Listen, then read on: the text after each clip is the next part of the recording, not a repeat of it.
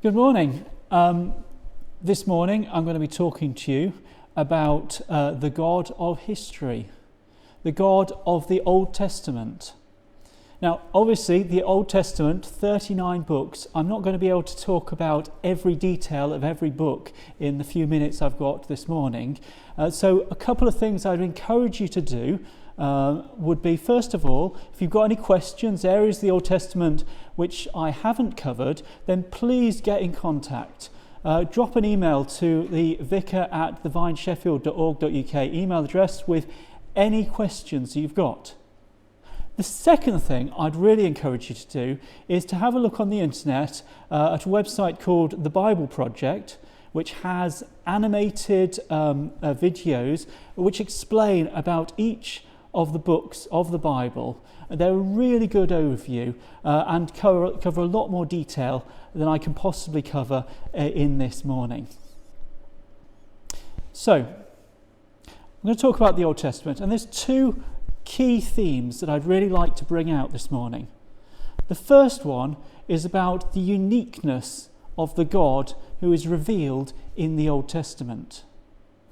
The second one is about God's response to our rejection of him. Now, I just wanted to look back at what we've been looking at in this series so far. Okay, so a couple of weeks ago, we had Anne talking to us about the God of creation. So it told us about the creation that...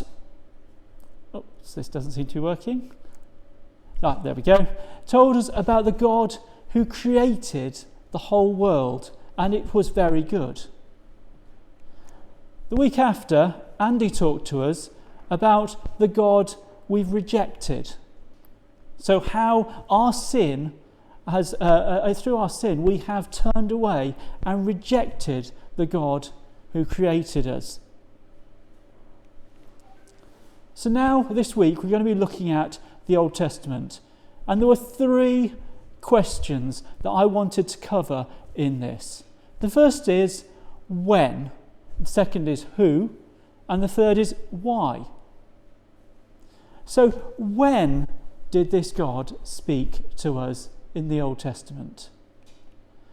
Now, in the gods of the Old Testament, the other gods that were around at the time of the Old Testament, often the stories of when they happened or when they interacted with the world were often in a time of once upon a time of myths and legends, some far and distant time before recorded history, when these mystical beings came down and interacted with people on the earth. But that's not what the story of the Old Testament gives. In the Old Testament, we hear about the God of Abraham, of Isaac, of Jacob. Not just abstract people in some mystical prehistory, but real people in real places in a real time. So that brings us to the next question of who did God speak to? Well, if you look at the other gods around in those days, they spoke to the king. They spoke to the people who were important in society. The Pharaoh in Egypt himself was thought to be a descendant of the gods. They didn't speak to the unimportant people. So who did God speak to in the Old Testament? He spoke to an elderly couple called Abraham and Sarah, who had no children. And he chose them to be the ancestors of the nation of Israel. He spoke to a imprisoned former slave called Joseph.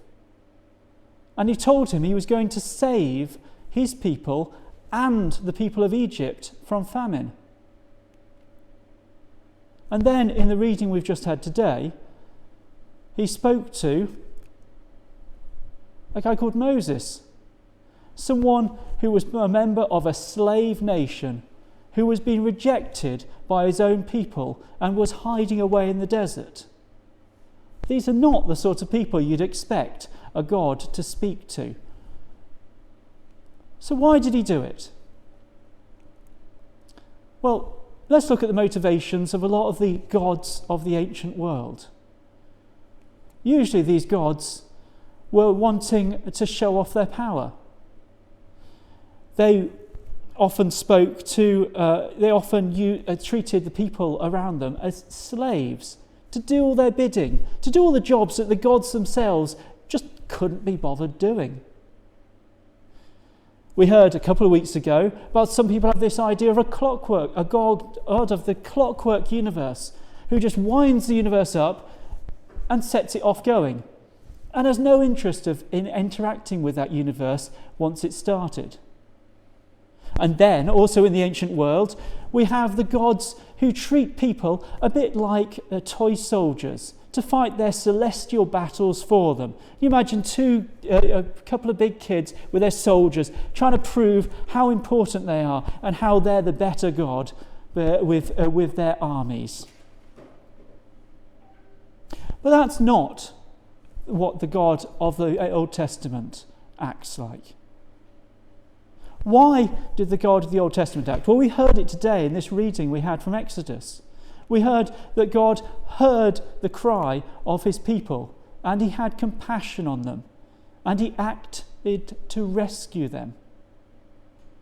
We hear about God chooses to intervene so that he can partner with individuals, to partner with us and work with us to achieve his purposes. But most of all, God intervenes in history to bring about reconciliation. After we have turned from him, he is the one who made the first move and reconciled back to us. So God had compassion on his people and he rescued them out of Egypt. And then what came next? There we go. He rescued them out of Egypt. And then he made a covenant with them. He said to them, if you follow my laws, then I will be your God, and I will go with you and be with you. And as a sign of this, he gave them instructions about how to build a special tabernacle. There we go. Hitting the right button. He had to build a special tabernacle, a tent, where he would dwell with his people. Now notice something really important about the order here. God did not say, if you keep my laws and are really good, then I will rescue you from Egypt and from your oppression. No, God rescued his people and then said to them, here is how you can live out that rescue. Here is how you can live in the light of that rescue. And then I will be with you and present with you. Now that will be a lovely place to end the story. Positive, lots of good things. God rescued them and lived with them happily ever after to the end of their days. Sadly, it didn't quite work out like that. No sooner had God provided this covenant and rescued his people, did they fell away again. Eventually, after lots of trials out in the wilderness, they reached the promised land, the land of flowing with milk and honey, as it describes it in the Bible, where the people were to dwell with their God. But still didn't last.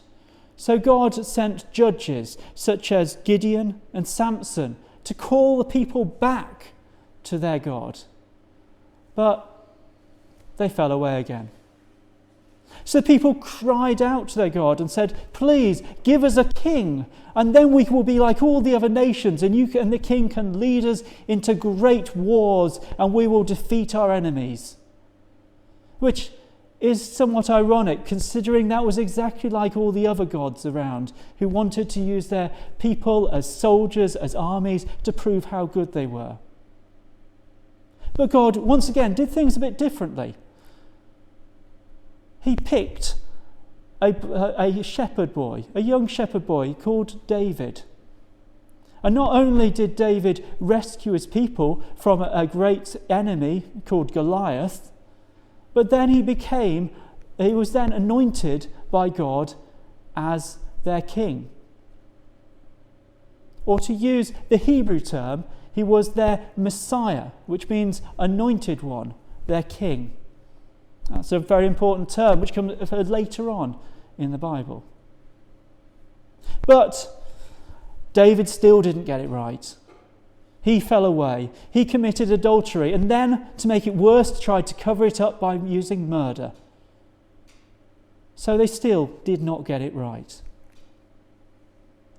After David, his son Solomon took charge of building a temple to God. So this was a solid sort of place modelled on the tabernacle which they had carried around in the desert with them. But still, within a generation or two, the people of Israel had fallen away from God again. Eventually, the rebellion got so bad that God caused the nation of Israel to go into exile in Babylon, where they stayed for 70 years. Eventually, the people came back to the promised land and they rebuilt the temple. And then many more prophets came and spoke to the people of Israel and foretold that Messiah king, King David, who they had before, was only a foretaste of a future Messiah that was going to come. So there was a big expectation at some point there would be a future Messiah king modelled after David, modelled after Moses, who would come and save his people. And then a big time of silence, 400 years. Now, I'm not going to tell you what comes next because because next week's a part of the series we'll be talking about what comes after that. What I want to leave you with is this question. What about you? What part do you play, or do you want to play, in God's story? Or what is holding you back? Do you feel that you are maybe too old to be part of God's story, just like Abraham and his wife Sarah? Or maybe you're worried that you feel too young to be part of God's story, such as David, who went on to become king. Or maybe, just like Moses, you don't feel that you have the confidence to speak up and speak clearly on God's behalf. Or maybe you just feel a bit like Joseph, trapped in your circumstances. Unfair circumstances have been imposed upon you, and there's just nothing you can do to be part of God's story in those circumstances. Well, I would like to say that the message of the Old Testament is that it is not about who you are or what you can do that allows you to be part of God's story. God simply asks you to have faith, to have trust, and to do what God asks you to do. Amen.